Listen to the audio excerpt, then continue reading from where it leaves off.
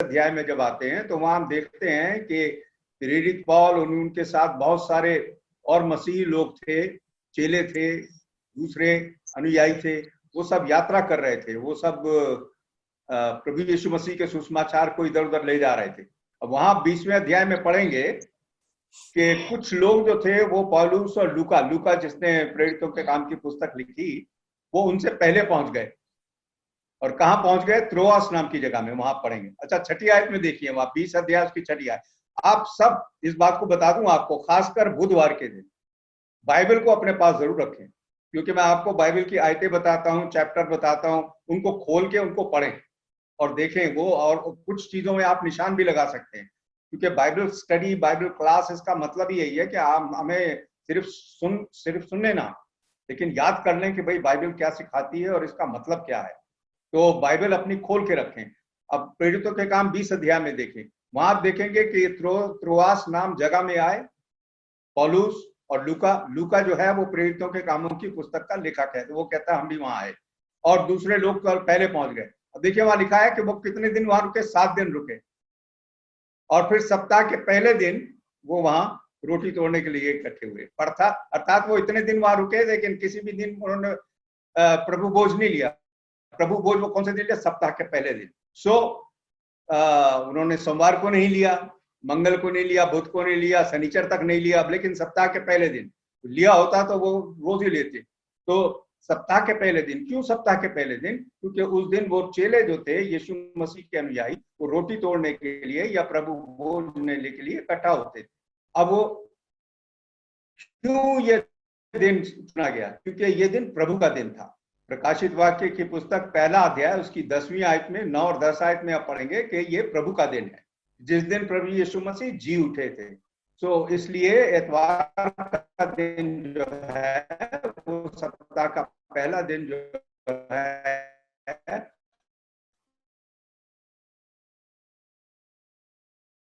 उस दिन यीशु मसीह ने अपनी कलीसिया बनाई थी। सप्ताह के पहले दिन, संडे के दिन, उस दिन यीशु मसीह मुर्दों में से जी उठे थे।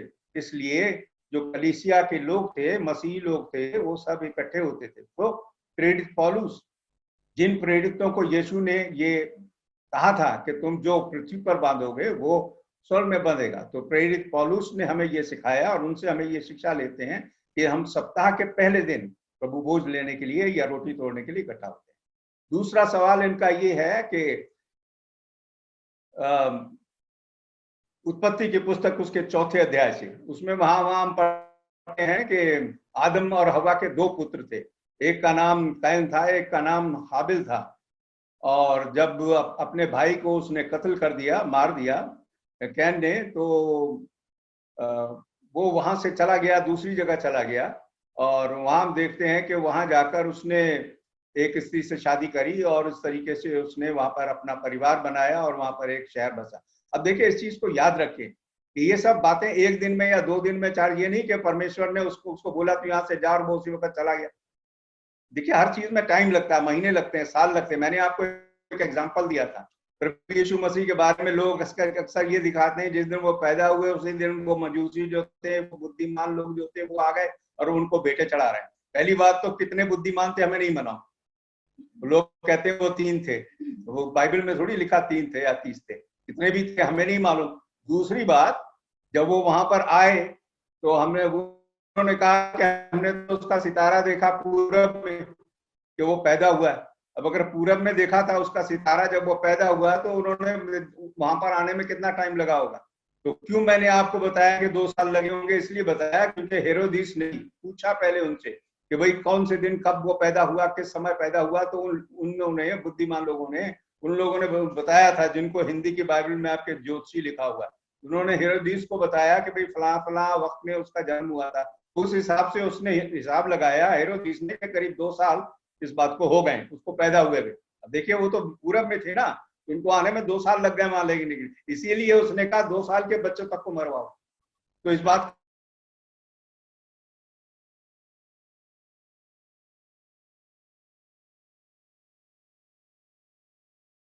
किससे शादी कर ली, वहां पर कैसे लोग आ गए? तो देखिए, आदम और हवा के बहुत सारे संतान हुए, सैकड़ों हुए होंगे, क्योंकि उसकी उम्र देखिए आप कितनी हुई थी। पहले लोगों की उम्रें बड़ी होती थी, पहले लोगों का जो रहन खाना पीना वो बहुत ज्यादा होता था और उनके पास बहुत सारी संतानें होती थी। तो ये इसमें बहुत टाइम लगा इस तमाम बात के अंदर। ये नहीं कि एक ही दिन में, एक दिन में या 2 दिन में या 2 हफ्ते में, 4 हफ्ते में, 1 साल में ये बात हो गई। इसमें सब टाइम लगा। कैसे? जब जब देखिए हाबिल और कैन बड़े हो गए थे, वो कितनी अब मैं आपको ये बता रहा था कि ये तमाम बातों के अंदर समय लगता है। तो हम ये ना सोच लें कि एक चीज को हम एक आयत में पढ़ रहे हैं, दूसरी आयत में फिर वो पढ़ रहे हैं तो वो एकदम तुरंत हो गई। तो उसमें समय लगता है।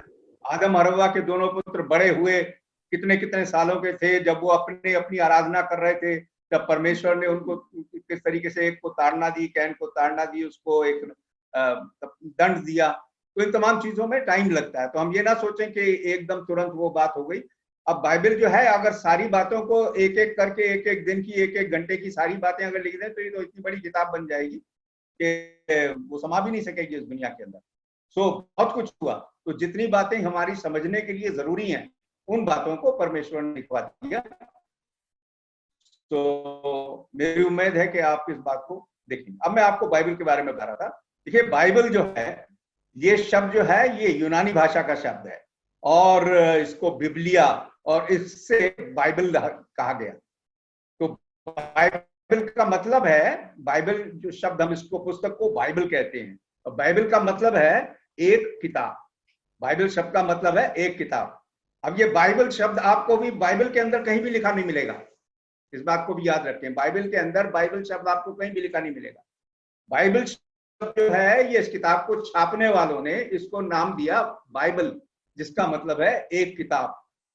अब ये बाइबल जो है, ये वास्तव में एक किताब तो है, लेकिन ये किताबों की किताब है, क्योंकि इसके अंदर 66 किताबें हैं। एक किताब नहीं है, इसमें 66 किताबें हैं। और बड़ी अच्छी बात है इस किताब के बारे में, हम देखते हैं कि ये दुनिया में सबसे ज्यादा छपने वाली किताब है। जितनी भी किताबें छपती हैं हर साल, उन सब में सबसे ज्यादा जो छपी जाती है वो बाइबल है। सबसे ज्यादा तो दुनिया में पढ़ी जाती है किताब, वो बाइबल है। सबसे ज्यादा किताबें जो खरीदी जाती हैं दुनिया में, वो बाइबल है।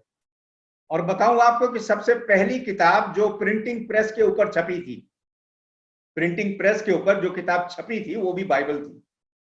तो बाइबल जो है एक बड़ी ही महत्वपूर्ण पुस्तक है और ऐसी पुस्तक है जिसका अनुवाद हर एक भाषा में मिलता है। दुनिया में कहीं भी आप जाएंगे, सब जुबानों में बाइबल जो है उपलब्ध है। परमेश्वर ने इस तरीके से बाइबल को हमको दिया है कि ये एक सर्वश्रेष्ठ किताब है। और ये, जैसे मैंने आपको कहा, ये एक किताब है, लेकिन इस किताब के अंदर 66 किताबें हैं। अब सबसे पहले ये किताबें जब लिखी गई थी, तो सबसे पहले इसको लिखना जो शुरू किया, वो मूसा ने लिखना शुरू किया था। मूसा जो था वो यीशु मसीह से करीब 1450 साल पहले मिस्र में था। और जब वो लोग वहां से निकले उस जगह जाने के लिए जो परमेश्वर अपने लोगों को ले जा रहे थे जहां पर, तो मूसा ने उन किताबों को लिखना शुरू किया। पहली 5 किताबें जो बाइबल की हैं, वो मूसा ने लिखी। अब ये 66 किताबों को आप देखिए कि इनके लिखने वाले सारे मिलाकर 40 लेखक थे।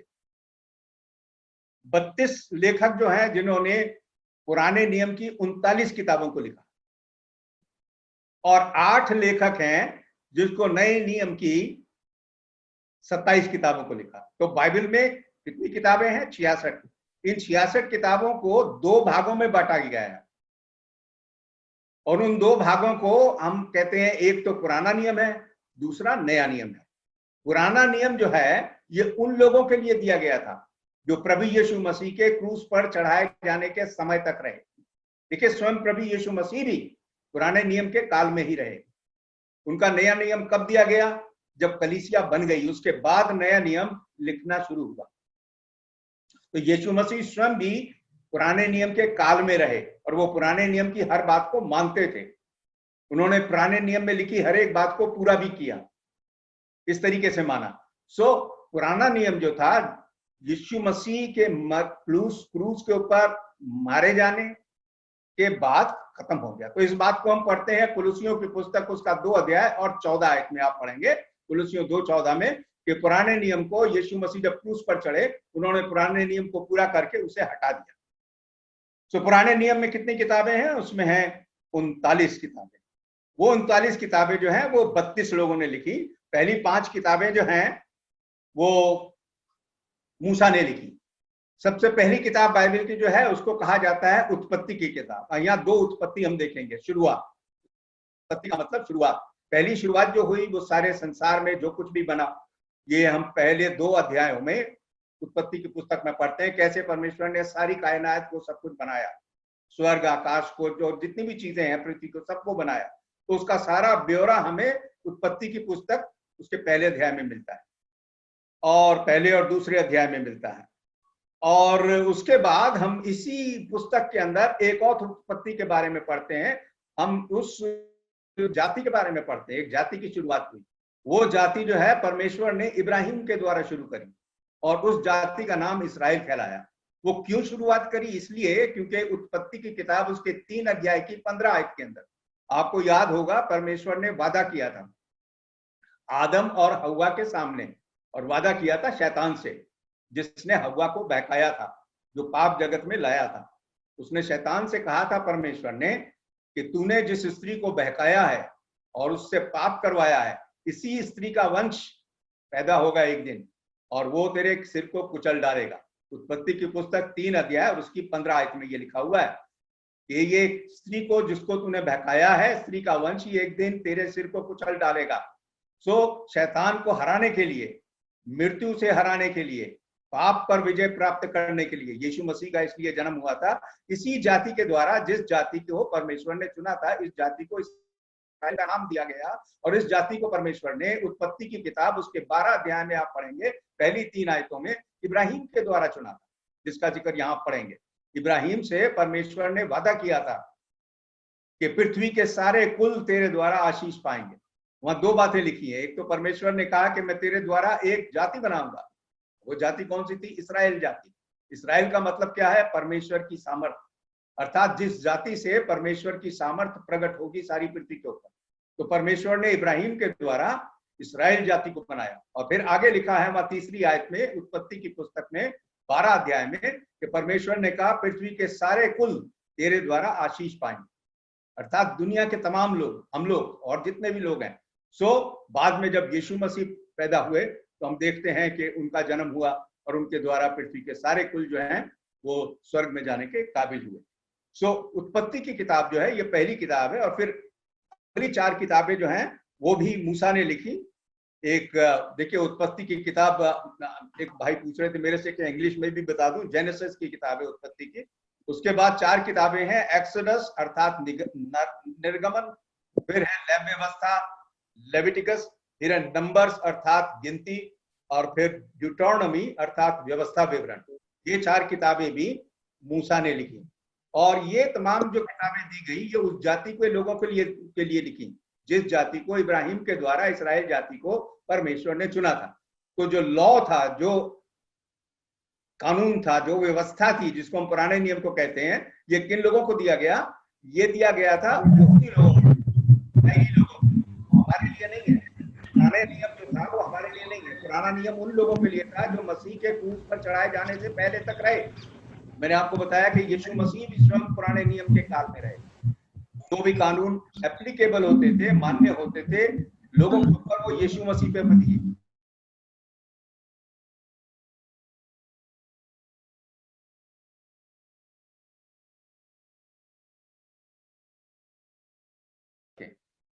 क्रिश्चियनिटी या मसीहत का शुरुआत जब हुई वो यीशु मसीह जब मर गए, गाड़े गए, जी उठे, जी उठने के बाद उनके सुसमाचार का प्रचार हुआ।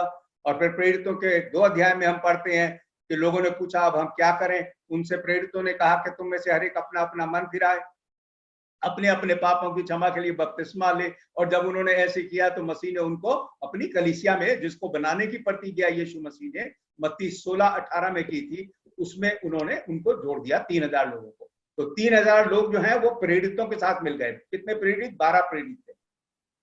तो पहले कलीसिया की शुरुआत, मसीह की कलीसिया या क्रिश्चियनिटी या मसीहत की शुरुआत यरूशलेम में हुई लगभग 33 के अंदर 3012 लोगों के साथ। 3000 के लगभग जुड़ गए बपतिस्मा लेकर, और 12 प्रेरित, ये सब मिलकर पहले मसीही लोग थे। और फिर वहां लिखा हुआ है प्रेरितों के काम 2 अध्याय की 47 आयत में कि जो इस प्रकार उद्धार पाते थे, उनको प्रभु प्रतिदिन उनमें मिला देता था, अर्थात अपनी कलीसिया में मिला देता था। तो यरूशलेम से प्रभु यीशु मसीह की कलीसिया का शुरुआत हुई थी। तो हम क्या देख रहे हैं कि बाइबल के अंदर 66 किताबें हैं। उन 66 किताबों को 2 भागों में बांटा गया है। पहले भाग में 39 किताबें हैं, वो पुराना नियम है। दूसरे भाग में 27 किताबें हैं, वो नया नियम है। पुराना नियम जो है वो उन लोगों के लिए दिया गया था, अर्थात 39 किताबें वो उन लोगों के लिए थी जो प्रभु यीशु मसीह के क्रूस पर चढ़ाए जाने तक रहे। और जब यीशु मसीह क्रूस पर चढ़ाए गए, उसके बाद वो जी उठे, जी उठने के बाद स्वर्ग में चले गए, फिर नया नियम का लिखना शुरू हुआ। और वो नया नियम जो है वो तमाम लोगों के लिए और उसके बाद मसीही लोगों के लिए दिया गया। अब ये 5 किताबें हो गई जो हम देख रहे हैं पुराने नियम की। उसके बाद पुराने नियम में 5 किताबों के बाद 12 किताबें जो आप देखेंगे वो है इस्राएल जाति की सारा इतिहास हमको बताती है। मैंने आपको बताया इस्राएल जाति को परमेश्वर ने चुना। इसलिए चुना था, मैंने आपको ये भी बताया, इसलिए चुना ताकि उस वंश को जिसके द्वारा सारी पृथ्वी के सारे कुल आशीष पाएंगे, उस वंश को लाने के लिए, उस मनुष्य को लाने के लिए परमेश्वर ने एक जाति को बनाया। और वो जाति इब्राहिम के द्वारा चुनी। उस जाति को इस्राएल का नाम दिया। ये इस्राएल जाति जो थे, इनको परमेश्वर एक जगह लिया है, वहां इनको बसाया, वहां इनके बीच में बहुत से राजा हुए।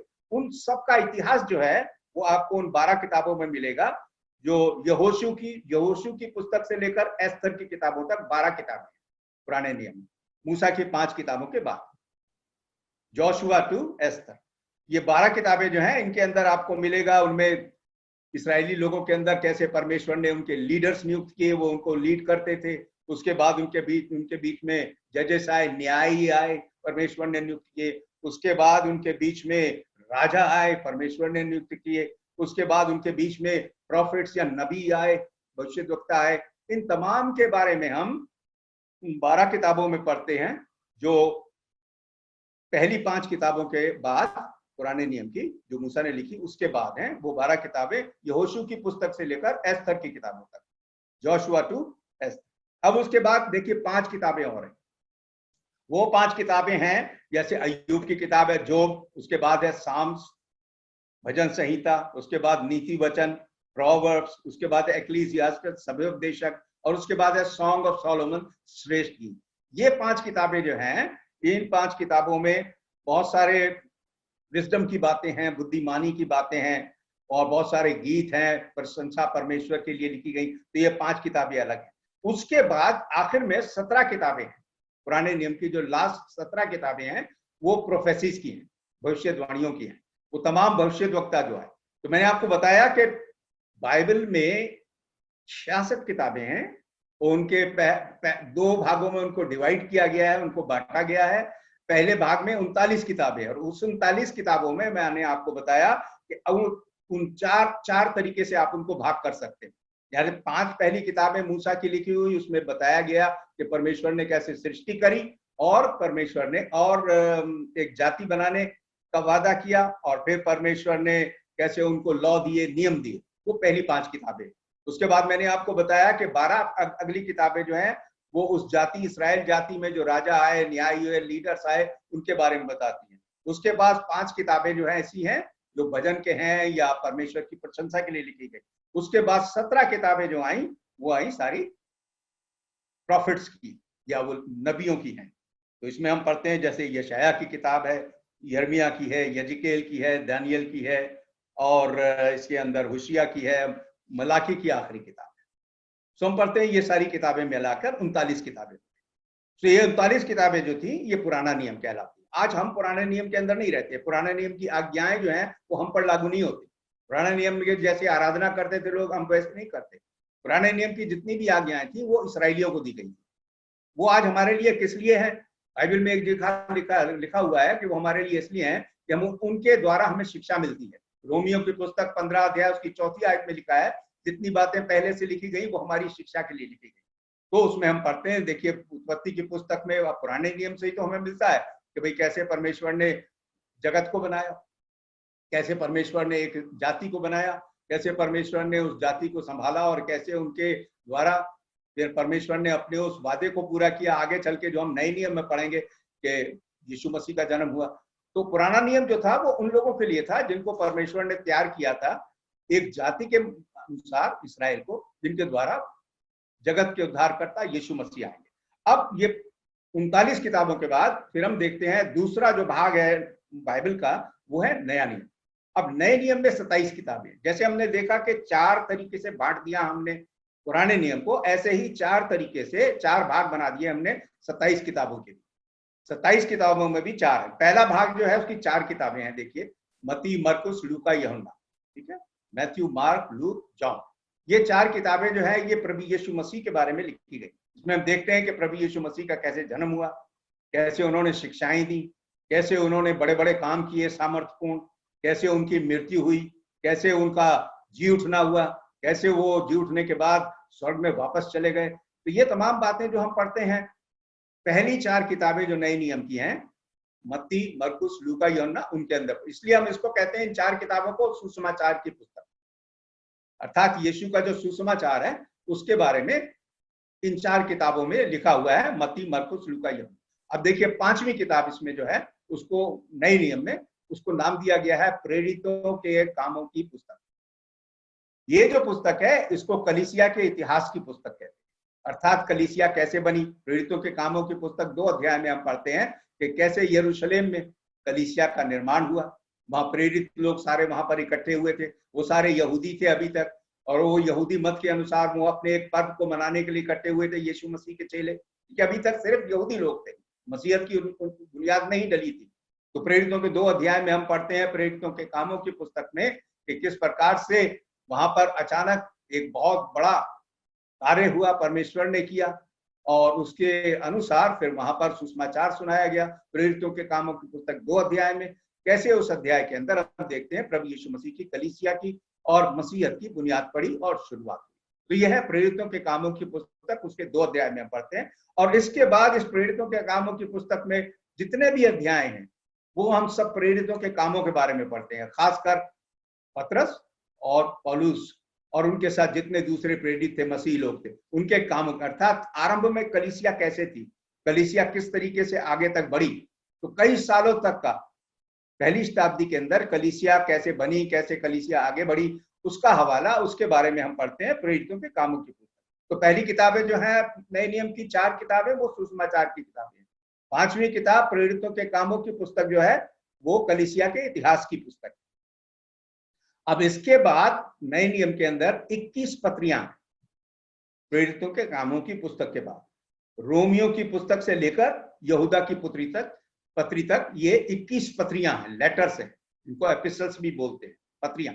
ये 21 पत्रियां या लेटर्स जो हैं उन प्रेरितों ने मसीही लोगों को लिखे, हमारे को लिखे, कलीसिया को लिखे। जब कलीसिया का निर्माण हो गया, कलीसिया आगे बढ़ी कि उनको कैसे चलना है, कैसे रहना है, कैसे प्रभु भोज लेना है, कैसे प्रार्थना करनी है, कैसे गीत गाने हैं, कैसे परमेश्वर की आराधना करनी है, हर एक चीज को मैंने आपको बताया ना, प्रेरितों को यीशु मसीह ने अधिकार दिया था कि जो कुछ तुम बांधोगे कलीसिया में मसीह लोगों के लिए, वो परमेश्वर उनको मान्यता देंगे। तो उन प्रेरितों ने इन 21 पत्रियों के अंदर लिखकर हमें बताया है। इसलिए यह 21 पत्रियां जो हैं रोमियो की पत्री से लेकर यहूदिया की पत्री तक नए नियम में, ये हमारे लिए बहुत जरूरी है, ये मसीह लोगों के लिए है, ये हमारे लिए सारी शिक्षा है कि हमें कैसे मसीहत के अंदर आगे बढ़ना है, मसीह की शिक्षाएं क्या हैं। अब देखिए मसीह की जितनी भी शिक्षाएं थी मसीह ने स्वयं तो थोड़ी बहुत दी, लेकिन सारी शिक्षाएं यीशु मसीह ने दी थी, वो अपने प्रेरितों के द्वारा दी। इसके बारे में हम अगली बार पढ़ेंगे, लेकिन प्रेरितों के द्वारा जो शिक्षा हमको मिली है वो शिक्षाएं के बारे में हम देखते हैं इन 21 पत्रियों के अंदर लिखा गया। तो ये 21 पत्रियां जो हैं ये सब मसीही लोगों को लिखी गई। अब इन 21 पत्रियों के बाद नए नियम के अंदर एक आखिरी किताब है, यानी 21 पत्री हो गई, एक कलीसिया के इतिहास की हो गई, तो कितनी हो गई, 21 और 22, और 4 किताबें सुसमाचार की हो गई, तो कितनी हो गई, 26। अब एक किताब रह गई, ये 27वीं, और वो है प्रकाशित वाक्य की पुस्तक। ये आखिरी किताब है जो नए नियम की है और बाइबल की है। ये किताब जो है ये यूहन्ना, प्रेरित यूहन्ना ने लिखी, और सब प्रेरित मर चुके थे इस वक्त तक। ये करीब सन 95 की बात है। यूहन्ना सिर्फ प्रेरित जो था वही एक बचा था। और ये जो काल था जब यूहन्ना रहते थे, प्रेरित यूहन्ना, तो ये मसीहों के लिए बहुत उपद्रव का काल था। इसमें मसीह जो है मारे जा रहे थे, उनको पकड़ा जा रहा था, उनको मजबूर किया जा रहा था